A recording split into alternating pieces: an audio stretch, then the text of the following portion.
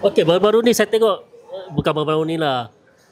Saya tengok doktor sekarang aktif buat live ni pasal hati, Soal hati. pasal soal hati, dan ada sikit pasal perbidan dan bidan.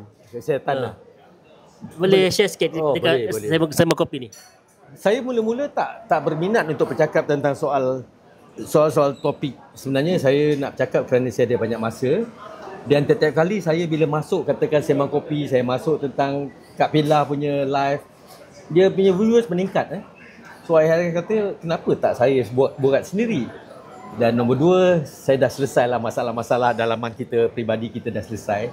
So saya mempunyai selama 6 bulan saya mengalami banyak pengalaman untuk settle keharmonian rumah tangga. Dan fokus saya ialah tentang ketenteraman jiwa, ketenangan jiwa dan juga segi kesihatan. Tapi saya melihat ramai yang nak minta tips tentang ketenteraman jiwa. Okey, so saya gunakanlah peluang itu dan saya pun dah pencen, jadi saya ada banyak masa. Dan Alhamdulillah, setiap kali saya live, saya dapat dalam 8,000 hingga 12,000. Saya tak live lama, 1.5 jam, dan saya tak ada time yang tetap. Tapi saya nak bagi tips lah kepada mereka-mereka yang ada masalah rumah tangga ataupun masalah ketenteraman jiwa dan sebagainya. Ada a few amalan-amalan yang saya gunakan lah, saya nak share sikit lah. Pertama ialah kita banyak membaca Al-Fatihah. Kalau katakan umur kita 30. Kata Azad, berapa umur Azad? 40. Okey, 40.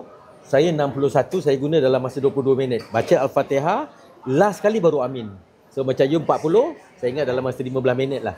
Al-Fatihah 40 kali, last baru amin. Lepas tu doa pada Allah, ya Allah Tuhanku, dengan zat dan roh Al-Quran, Al-Fatihah ini, berilah saya petunjuk dan menjadi cahaya kepada kehidupan saya dan sebagainya.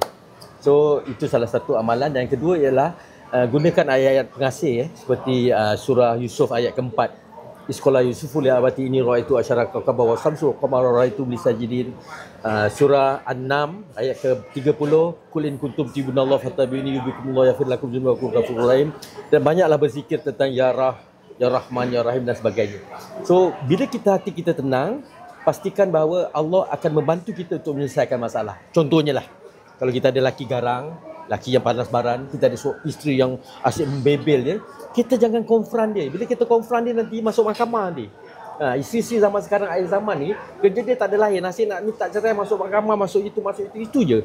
So bagi saya, kita minta pada Allah, kita rapatkan diri kita pada Allah, kita rapatkan diri kita kepada yang ya Allah, untuk membantu kita. So banyak sembahyang taubat dan sebagainya.